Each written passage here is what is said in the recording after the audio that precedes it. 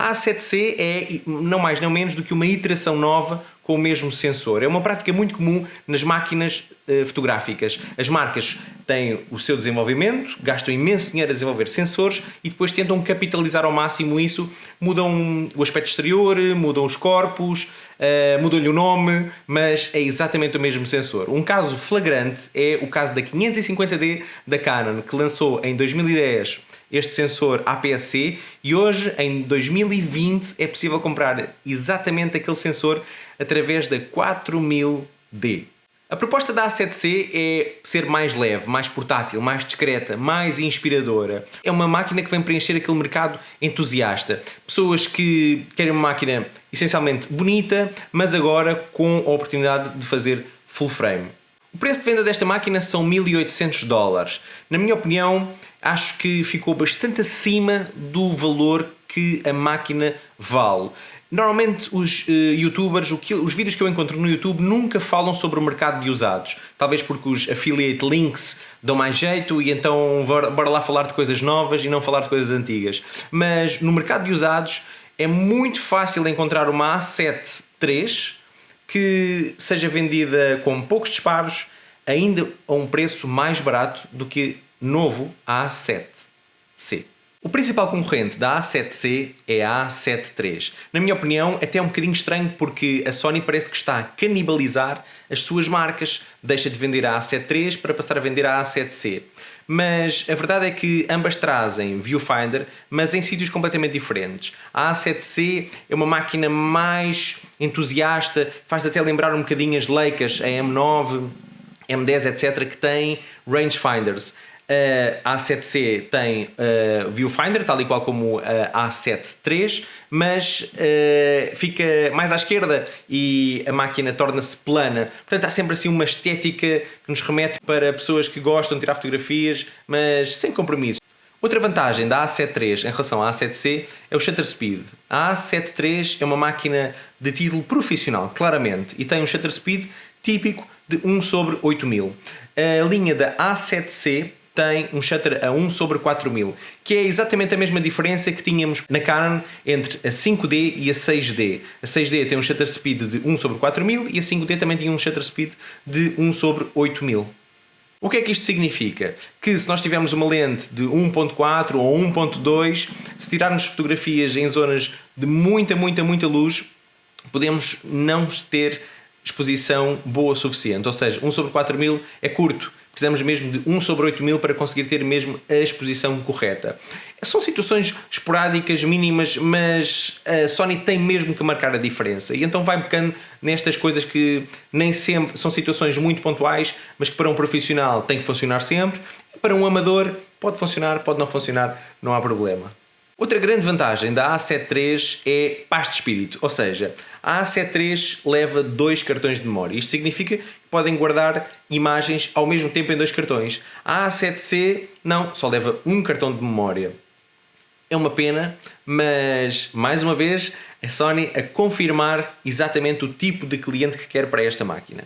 São pessoas entusiastas, amadoras, que tiram fotografias em família, mas que não vão fazer trabalhos demasiado sérios com esta máquina porque se o cartão falhar, e às vezes essas coisas acontecem, não há um cartão de backup. Eu infelizmente não tenho aqui comigo uma A7C nem uma A7 III para vos mostrar, mas tenho visto vários vídeos do YouTube que mostram que a estabilização de imagem da A7C é pior do que o da A7 III. Ou seja, mais um ponto, mais uma vantagem para a A7 III. Isto deve-se essencialmente ao espaço que o estabilizador de imagem de sensor tem para trabalhar. Num corpo tão compacto como a A7C, não é possível fazer tantos movimentos como o da A7 III. E agora as vantagens da A7C em relação à A7 III. O mais expressivo e evidente é o ecrã, que agora temos um ecrã tilt, que também gira para a frente, é espetacular para vloggers, pessoas que se precisam de filmar elas próprias, ou para, por exemplo, tirar retratos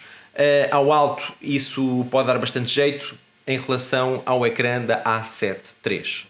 Os ecrãs têm exatamente a mesma definição, exatamente o mesmo nível de brightness, são exatamente iguais, simplesmente um está completamente movível e o outro só faz tilt para cima e para baixo. Outra vantagem da A7C em relação à A7 III é o peso. pode ser um ponto um bocadinho discutível, porque a A7 III já é uma máquina leve, comparado, por exemplo, com uma 1DX Mark II ou Mark III. Mas é sempre bom termos uma redução no peso. Menos peso significa que já temos as lentes, já temos as baterias, já temos os cabos. Bom, sempre se poupa 22%. Estamos a falar à volta de 140 gramas. É uma vantagem. Há pessoas a quem isto vai significar uma melhor decisão. Há pessoas que é um bocadinho indiferente. Eu gostava de saber qual é que é a vossa opinião aqui nos comentários. Outra vantagem da A7C é que tira mais fotografias exatamente com a mesma bateria. Ou seja, numa carga de bateria cheia conseguimos tirar 740 fotografias versus a A7 III que consegue tirar 610 fotos. Provavelmente isto deve-se à otimização do processador da Sony, ou seja, é exatamente o mesmo sensor, faz exatamente os mesmos níveis de ISO, mas o processador tornou-se mais eficiente, ou seja, é preciso menos energia para funcionar. Então, parabéns à Sony, porque este ponto realmente é importante. Por fim, a última vantagem da A7C é que é um bocadinho mais difícil de explicar, mas todos nós gostamos de ter uma máquina nova, recente, e ter uma A7C é uma coisa nova, tem um novo cariz, mas são máquinas diferentes, são máquinas de estéticas diferentes que às vezes a máquina pode ser mais inspiradora, comprar uma A7C pode ser mais inspirador, pode-nos motivar a tirar melhores fotografias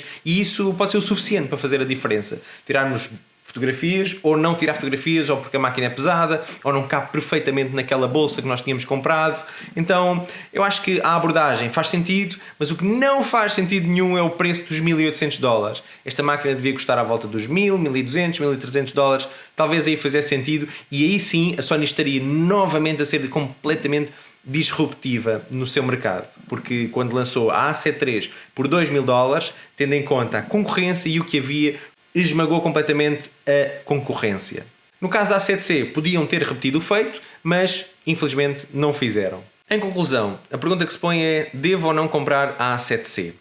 Bom, a resposta é um grande depende. Depende do mercado que tu tens da fotografia, depende do teu orçamento, depende do compromisso que é possível dar à fotografia quando se faz trabalhos só com cartão de memória. Para mim é decisivo. Eu nunca compraria a A7C porque tenho um cartão de memória, mas isso também não significa que antigamente eu não fazia trabalho só com cartão de memória. Eu comecei a trabalhar com a 5D Mark II, que só tem um slot de compact flash e nunca passava pela cabeça que aquilo poderia corromper. Mas agora que existem outras realidades, que existem outras opções, eu simplesmente não quero correr esse risco. Então a minha decisão prende-se exatamente com isso. Eu aqui sinto mais seguro, tenho mais paz de espírito em relação à A7C como opção.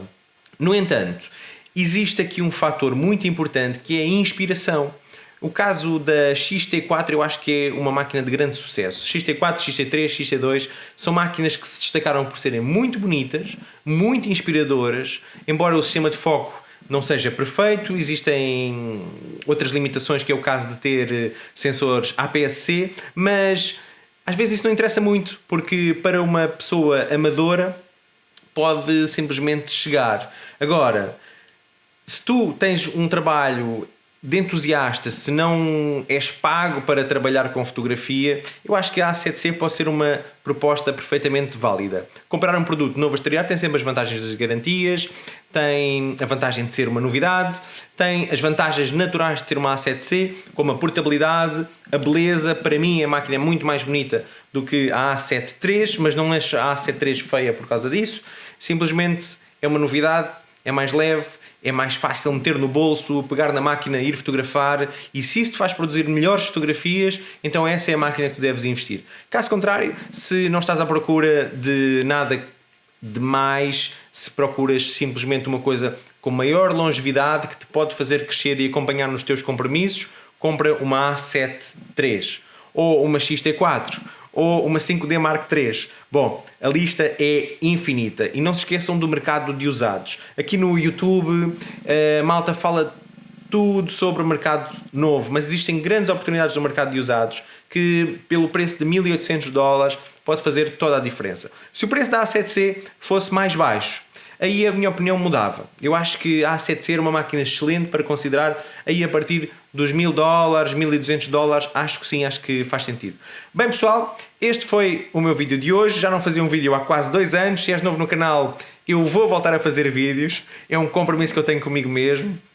E obrigado pelo vosso apoio. Até uma próxima. Espero que em breve.